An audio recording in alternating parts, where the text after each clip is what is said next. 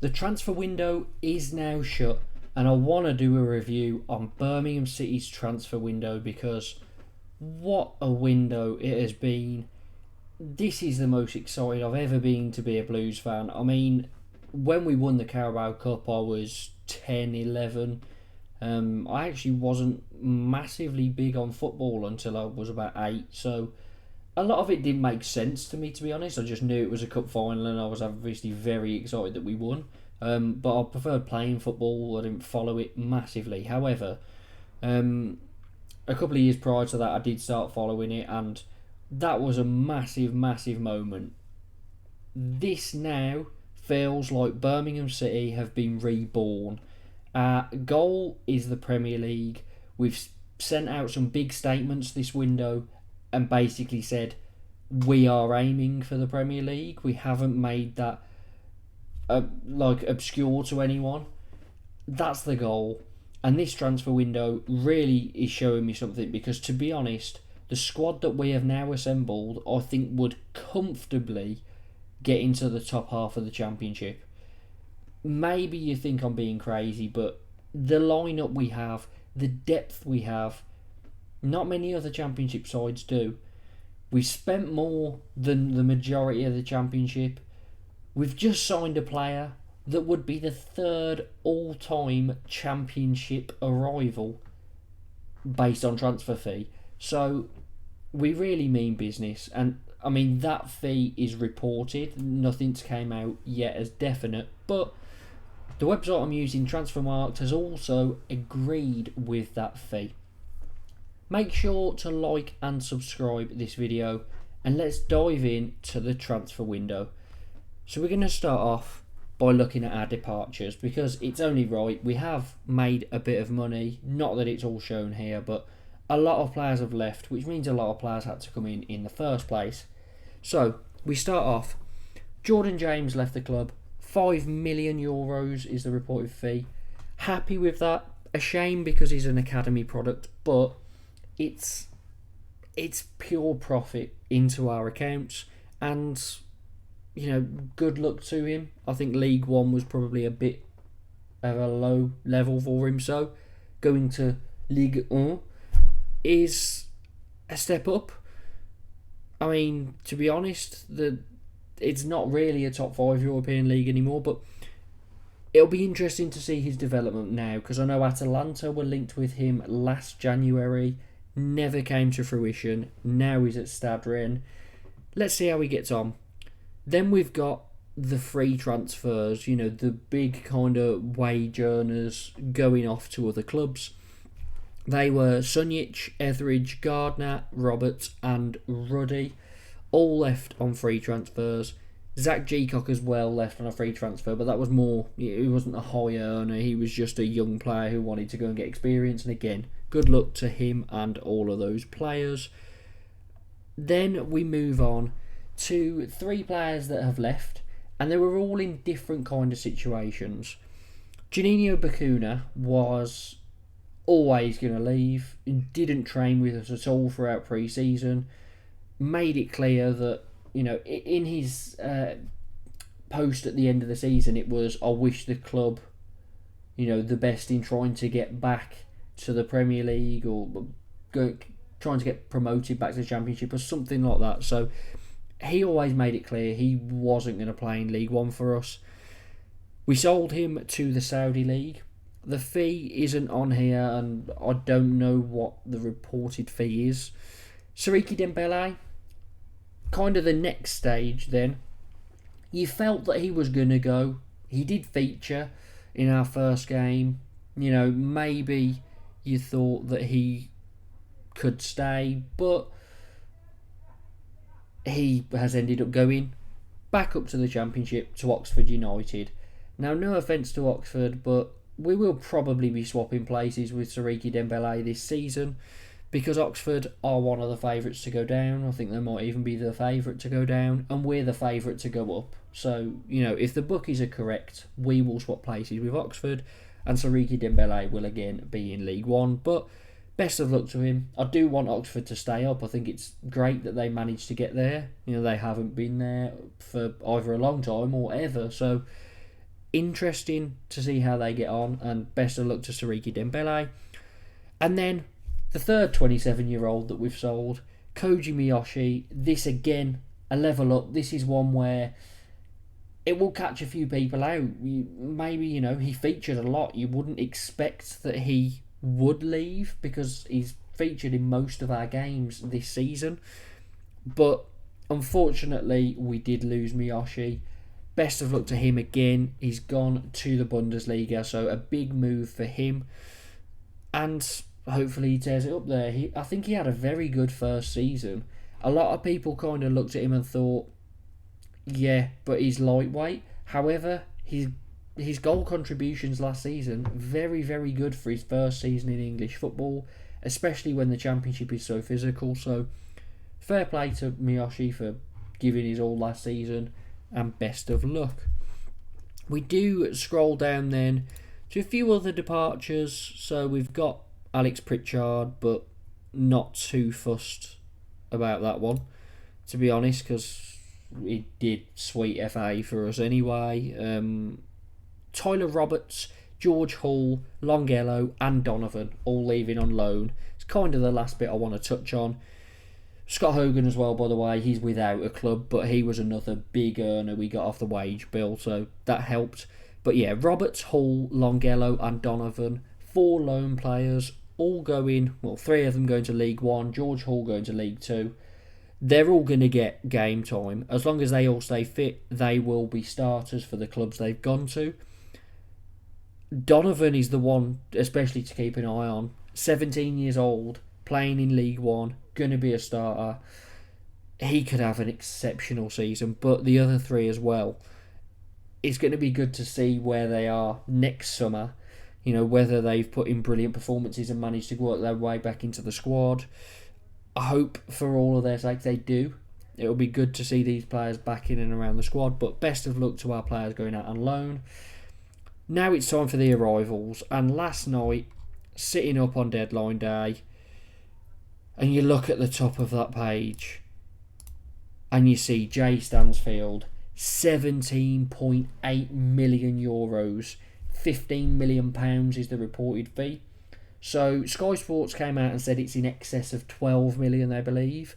And then I think the journalist was from BBC Sport that said he's heard it's 15 million up front, 5 million in potential add-ons, and a 20% sell-on clause to Fulham, and £100,000 bonus if we get promotion this season, or maybe if we get promotion throughout his contract. I'm not sure. I think it's this season. So 15 million is ridiculous, because you look at the 2 men below him, Christoph Klarer and Willum Willumsson. Both of those broke the record for the League One arrival anyway. And then Stansfield comes in for £15 million, supposedly. These owners have really shown their intent. They showed it when they signed Klarer and Willumsson. Now, getting Stansfield for that fee is incredible. He had such a good breakout season last season. Obviously, the season before, he was at Exeter, which was his father's, club. And sadly, he passed away. But Stansfield scored so many goals for them. Had a brilliant season. Broke through onto the scene then at Blues. Had a brilliant championship season.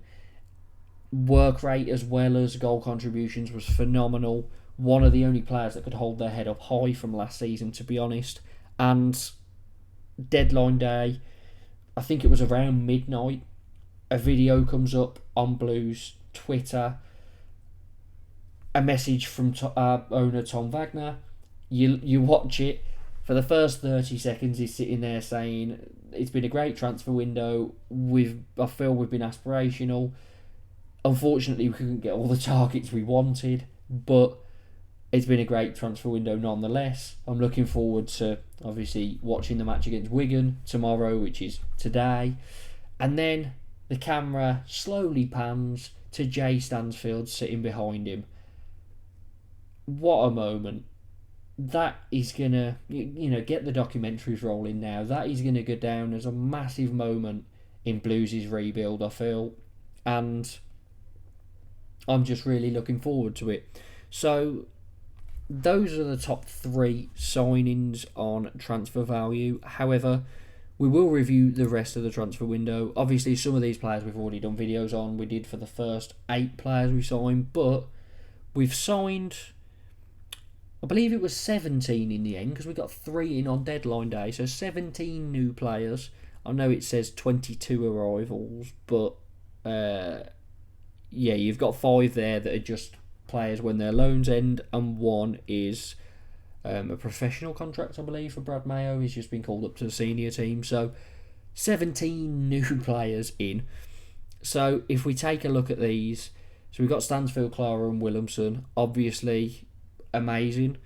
Hansson will come good. I think maybe he's looked a little bit slow getting into it. The goal contributions haven't been there, but I'm sure they will come very, very soon. Lyndon Dykes as well, from QPR on a 3-year contract. Stansfield was 7, by the way, a 7-year contract, but Lyndon Dykes on a 3-year contract, 28, will be with us till he's 31. Good signing. However, with Alfie May and Jay Stansfield, I think the plan's got to be to play Stansfield off the right, to be honest with you. And I think because Laird gets so far forward on that right wing, it will mean Stansfield can push and join Alfie May up front, and then when we're defending, he's got a lot of stamina, so he'll get back and play on the right wing. I'd imagine that's the role he's going to play. But yeah, where were we? Lyndon Dykes, I think, will be the second choice striker, because I think Stansfield might be on the right. He can play any position behind the front three, behind the striker. Sorry. Then we move on. Alex Cochrane coming in. He has looked brilliant. Buchanan was brilliant as well. He was one of the standout players last season. But we've got 2 capable Championship left backs there, I'd say. In League One again. Ayumu Yokoyama from the J League, won Young Player of the Year last year in the J League. €1 million, exciting young left winger. Tomoki Iwata from Celtic, a player I don't know too much about because I don't follow Scottish football too much, to be honest, but a couple of seasons ago he won Player of the Year in the Japanese League and went to Celtic under Postecoglou, or maybe under Rodgers. But we've signed him on a permanent for under £1 million, which a lot of people have said that is a major signing. It's an unbelievable signing. So, again, another great one. Allsop and Peacock-Farrell came through, 2 brilliant options in goal. Peacock-Farrell seems to have that starting place, but whether that continues, Allsop is good competition. Alfie May, absolute bagsman, 3 goals in 3 league games so far. Just any chance he gets, he looks like scoring. Marc Leonard in midfield, again, an absolute bargain. He has looked mustard so far. Brilliant signing that is. And Scott Wright comes in again, not too sure because I don't really follow the Scottish League, but 27-year-old winger. He looks, I'm pretty sure he was one that featured in that friendly against Rangers, and he was the one that maybe stood out and looked like a decent player. So, again, I don't think he'll start, but a good rotational option. And then we get onto the loans. So we brought in Luke Harris from Fulham, who's looked good. Sampsted looks like he's the backup to Laird, but again, he's looked solid when he's came in.